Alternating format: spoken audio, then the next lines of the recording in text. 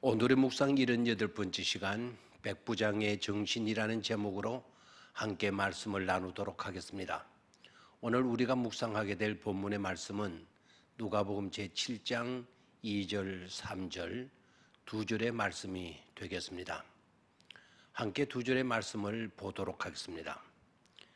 어떤 백부장의 사랑하는 종이 병들어 죽게 되었더니 예수의 소문을 듣고 유대인의 장로 몇 사람을 예수께 보내어 오셔서 그 종을 구해 주시기를 청한지라. 아멘. 언제 읽어도 감동이 되는 구절입니다. 하인을 향한 백부장의 마음, 하인을 향한 백부장의 생각, 하인을 향한 백부장의 사랑이 그토록 감동적이고 부럽고 아름답습니다. 지금 미국 경찰이나 우리나라 기업주에게나 아니 우리 모두에게 요구되는 가장 절실한 요소가 되겠습니다.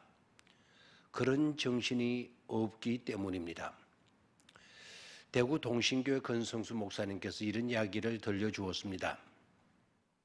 시골 작은 교회 목사님의 아들이 대학생이 되어 어느 믿음 좋은 교인의 집에서 가정교사를 하게 되었습니다. 가정교사로 들어간 목사님의 아들은 명문 초등학교에 다니는 주인집 두 자녀를 매일 가르쳐야 했습니다.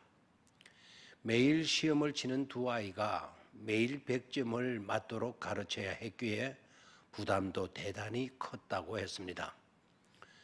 여자 주인은 출석하는 교회에서 가장 부유한 분이었고 교회에서 굉장히 인정받는 분이었다고 합니다.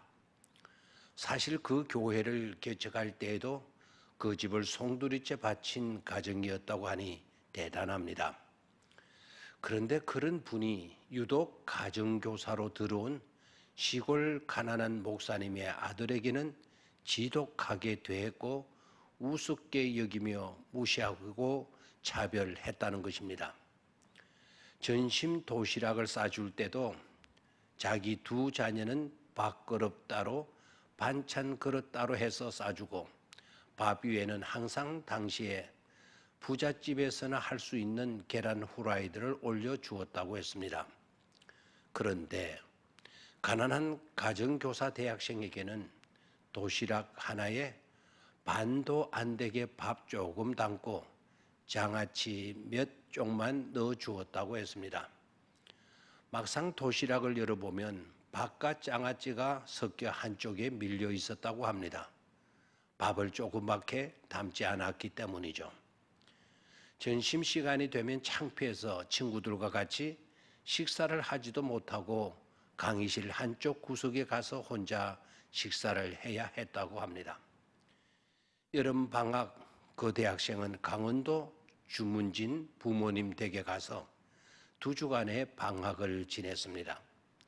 그리고 서울로 돌아올 때 시골 작은 교회를 목회하시는 부모님이 워낙 가난하셔서 당시에 주문진에서 가장 흔한 양미리를 여행용 가방에 가득 담아 올라와서는 그것을 주인 아주머니에게 전해드리게 되자 주인 아주머니는 가난한 목회자의 선물을 감사하게 받기는커녕 뭐 이런 싸구려를 가지고 왔느냐는 식으로 반응을 보였습니다.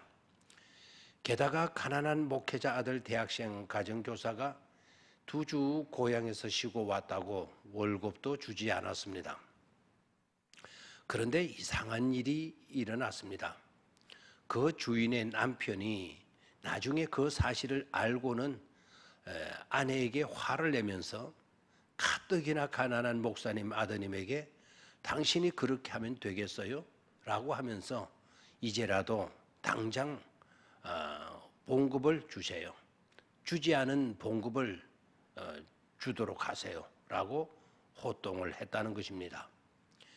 교회 권사이신 여주인은 예수를 잘 믿는 믿음이 좋기로 정평이 나 있는 분이었는데 인정과 칭송받는 분이신데 그런데 가난한 시골 목사님의 아들 가정교사에게는 전혀 아니었던 것입니다.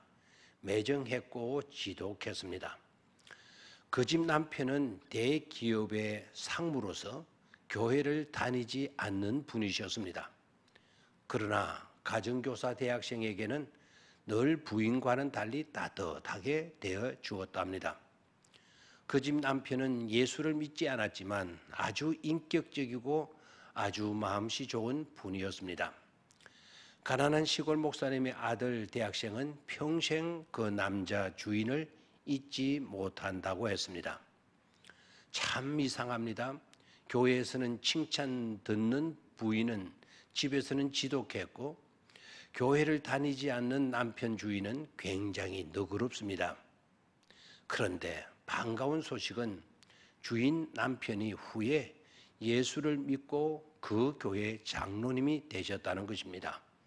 그것도 목회자와 교인들이 가장 신뢰하는 장로님이 된 것입니다. 정말 잘 된 것입니다. 본문에 등장하는 백부장과 같은 삶은 누구였습니까? 아내가 아니라 남편이었습니다. 예수를 믿는 사람이 주변 사람들에게 자기 희생적 사랑을 조금이라도 보여주면 주변 사람들은 감동을 받게 될 것입니다. 믿음과 삶이 나란히 걷는 삶을 살게 되면 말입니다.